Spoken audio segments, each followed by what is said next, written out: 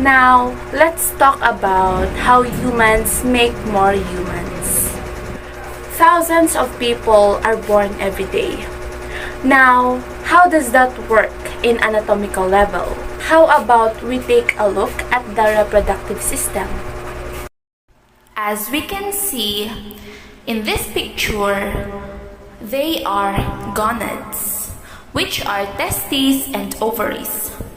In males, the gonads are the testes, and in females, they are the ovaries. Gonads have two main functions. One, they secrete sex hormones, such as testosterone, estrogen, and progesterone. Second, they produce sex cells, also called gametes. What about in this image? Well, it shows meiosis and mitosis. Meiosis reduces the chromosome number from diploid to haploid through two divisions, producing four genetically different gametes with 23 chromosomes each. While mitosis involves one division and maintains the diploid number, producing two genetically identical daughter cells with 46 chromosomes. These are the types of gametes. In male gametes, they are called sperm cells. In females, they are called egg cells or ova. Both are haploid, meaning they carry 23 chromosomes. And now, it is time for the fertilization. Fertilization occurs when a sperm cell fuses with an egg cell. Their chromosomes combine 23 plus 23, and this forms a zygote with 46 chromosomes or 2N. The zygote then divides by mitosis and develops into an embryo. Finally, it is time for the development of the embryo. After fertilization, a single cell begins to divide and develop into an embryo. Early in development, the basic body structures start forming, including the foundations of organs and tissues. Here, we see the primary sex organs or gonads. The primary sex organs are the testes in males and the ovaries in females. These organs determine the sex of the individual and are responsible for producing gametes and sex hormones. This image shows accessory reproductive organs. Besides the gonads, the reproductive system includes accessory organs such as ducts, glands, and external genitalia. These structures help in the transport, nourishment, and delivery of gametes. Here, we see the scrotum and testes and its function. Scrotum is a skin-covered sac that holds the testes outside the body. It maintains a lower temperature than body temperature, which is essential for normal sperm production. Testes are the male reproductive organs that produce sperm and the hormone testosterone. And this is the structure of the testes. Each testis is covered by a tough protective layer called the tunica albuginea with an outer covering called the tunica vaginalis. The testis is divided by septula into many lobules. Each lobule contains seminiferous tubules where spermatogenesis or sperm formation occurs. Sperm move from the seminiferous tubules into the root testes, a network of channels. From the root testes, sperm pass into the epididymis, where they mature and are stored.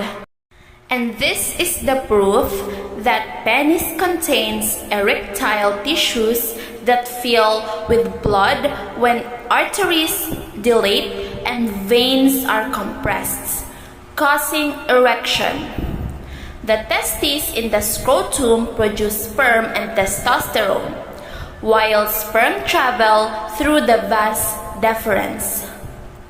Fluids from the seminal vesicles, prostate, and bulbourethral glands mix with sperm to form semen, which exits through the urethra.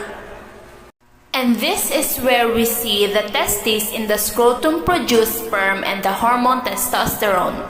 Sperm travel through the vas deferens and mix with fluids from the seminal glands, prostate, and bulbourethral glands to form a semen. Semen passes through the urethra and exits via the penis, with the glans penis being the sensitive tip. The image shows that the ovary contains follicles at different stages, starting from primordial and primary follicles. During ovulation, a mature follicle releases an ovum, and the remaining follicle transforms into the corpus luteum, which secretes hormones. And if pregnancy does not occur, the corpus luteum degenerates into the corpus albicans. We see the female reproductive system, including the ovaries, fallopian tubes, uterus, cervix, and vagina. The ovaries produce eggs and hormones. The fallopian tubes transport the egg and are usual site of fertilization, and the uterus supports pregnancy with its endometrium and myometrium layers. The cervix connects the uterus to the vagina, which serves as the passage for menstruation, intercourse, and childbirth. Quick summary. The male reproductive system produces sperm and testosterone, delivers sperm through ducts, and forms dot semen that exits via the penis. Erection occurs when dot blood fills erectile tissues, while glands dot add fluids that help. Sperm survive and move. The female ovary dot develops follicles, releases dot and ovum during ovulation, and dot forms the corpus luteum to secrete hormones after ovulation. Now that we are done discussing about the human reproductive system, let us now move forward to the endocrine system. This interacts with the nervous system in order to control the activity within the body.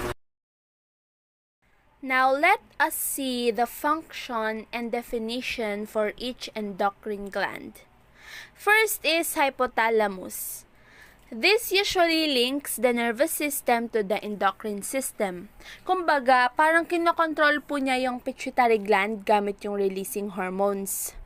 Second is pituitary gland, known as the master gland.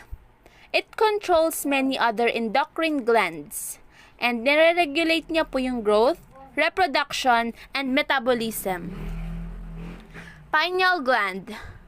It produces melatonin. Yung hormone po na ito, nire-regulate niya po yung sleep-wake cycle natin. And for the thyroid gland, it controls metabolism and energy use in the body. It releases tyrosine and triiodothyronine hormones. For those who don't know po kung ano yung metabolism, ito po kung paano po mag-digest yung food. Like for example, yung isang tao, mabilis mag-digest yung food niya, tapos sinabi ng isang tao, gutom ka na naman, kakain mo lang And sasabihin niya, fast metabolism ako. So, ibig sabihin po nun, mabilis po mag-digest yung food sa tummy niya. And, ano na ako nun? Fifth, parathyroid glands. They regulate calcium and phosphate levels in the body. This is important for bone health and muscle function. Thymus. It plays a key role in immune system development. It helps mature T cells, especially in childhood. Pancreas. It regulates blood sugar levels. And nagre-release din po siya ng insulin and glucagon. Adrenal glands. They help the body respond to stress. Parang sila po yung nagpo-produce ng adrenaline, cortisol, and aldosterone. Ovaries. Of course, these ovaries are for female. They produce estrogen and progesterone. These hormones regulate the menstrual cycle and reproduction. Testes. For male. They produce testosterone, and this hormone controls male reproductive functions and secondary sex characteristics. And last but not least, placenta. This is usually po during pregnancy. It supports the fetus during pregnancy, or yung fetus po or baby. And it produces hormones like HCG, estrogen, and progesterone. Do you want the house tour? I can take